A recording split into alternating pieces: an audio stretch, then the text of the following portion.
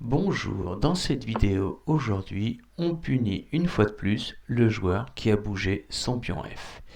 Ici, c'est au blanc de jouer, le pion F des noirs est absent et on en profite pour faire cet échec. Alors, ce serait gravissime pour les noirs si en plus ils devaient bouger leur roi. Fort heureusement, il y a la possibilité de couvrir l'échec en interposant le pion en G6, le pion qui est soutenu par son petit voisin, le pion H7. Néanmoins, dans cette partie, après le coup G6, la dame prend en G5 et si la dame noire veut reprendre, on reprend avec le fou. Du fait d'avoir bougé le pion F, les noirs ici ont perdu leur fou G5. Nous avons un exemple suivant où ce coup-ci, le pion F a bougé. L'échec peut survenir sur la diagonale toujours très sensible H5, E8. Mais la particularité, et cette situation est importante à comprendre, j'ai une pièce qui garde la case G6. Et dans les trois exemples qu'on va voir, le joueur qui fera l'échec sur la diagonale aura une pièce qui le soutient. Alors, donc, les noirs ont voulu chasser ce cavalier qui était très bien placé en plein milieu. C'était une erreur, bien sûr, de bouger le pion F. Et la punition, c'est dame H5 échec.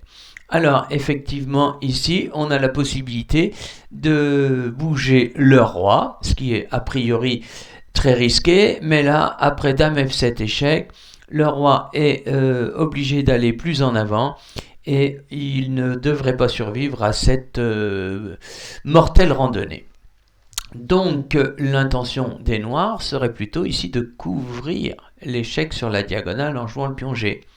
Et voilà maintenant qu'intervient le cavalier qui peut prendre en G6. Si la tour... Si les noirs ne font rien, ben le cavalier va simplement manger la tour le prochain coup. Et si le pion prend, la dame a pris la tour. Donc vous voyez l'importance du fait d'avoir une pièce qui a gardé ici la case G6.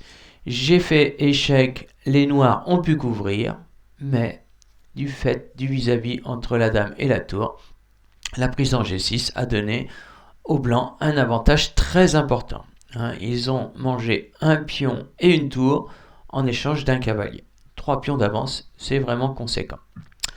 Alors, exemple suivant, c'est une partie qu'a joué le champion du monde Alexandre Alekhine dans une séance de partie simultanée en 1930.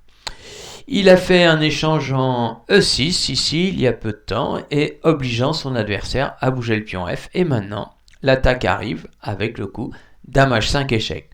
Évidemment, la possibilité existe pour les noirs de partir en promenade avec le roi en F8 ou bien en D7. Dans tous les cas, ça irait très mal. Donc, ils ont envie de couvrir l'échec avec le pion G. Et là survient le terrible fou prend G6, échec. Si maintenant le pion prend, la dame prend en H8 la tour avec échec. Et les noirs ont déjà un retard de matériel très conséquent. Qu'est-ce qu'on peut répondre? On peut mettre le roi en F8, c'est sans doute la pire réponse parce que suivrait maintenant fou H6 échec.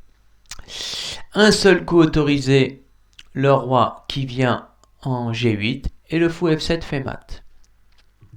Alors cette suite est un petit peu compliquée parce qu'après fou prend F7 échec, dans la partie les noirs ont joué roi D7, mettant la tour en communication avec la dame. Donc le danger de prise maintenant existe et il y a un deuxième danger de prise.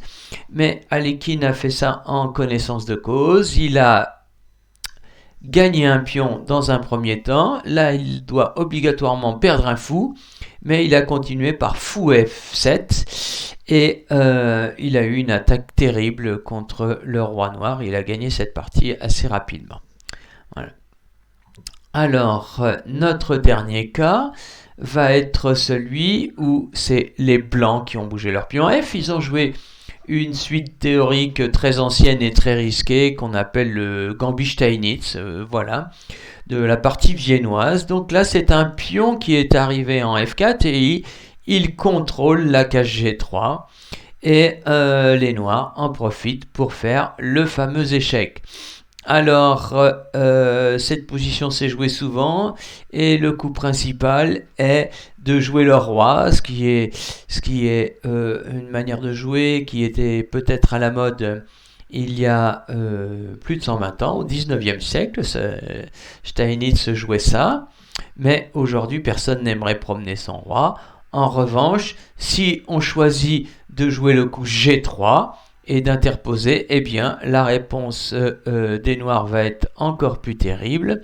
On prend G3.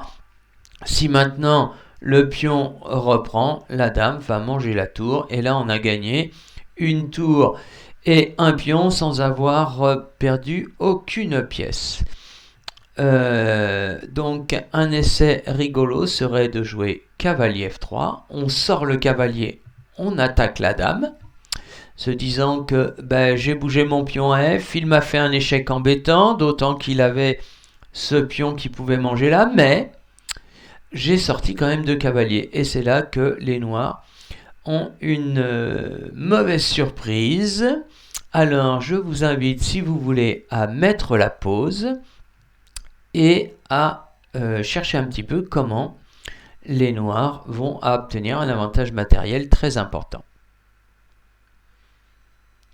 Alors, voici, le coup c'est G2, échec à la découverte. J'appelle un échec à la découverte un coup où j'ai bougé une pièce et c'est une autre qui est cachée derrière qui fait échec.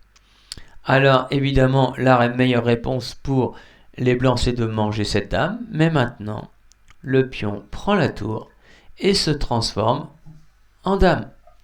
Et dans l'histoire, les noirs ont gagné une tour et un pion. Enfin, ils ont mangé 2 pions, mais ils s'en sont fait prendre un. Donc, ils ont obtenu déjà un avantage matériel très très conséquent. Donc, j'espère que vous avez retenu de ces exemples l'idée importante de ne pas bouger le pion F, voilà, et que les échecs sur cette diagonale quand on a bougé le pion F vont être d'autant plus graves quand on a une pièce qui va garder la case G3 quand c'est la dame noire qui fait l'échec sur la diagonale, ou dans les cas précédents, c'était la case G6. Je vous remercie d'avoir suivi cette vidéo et je vous dis à très bientôt.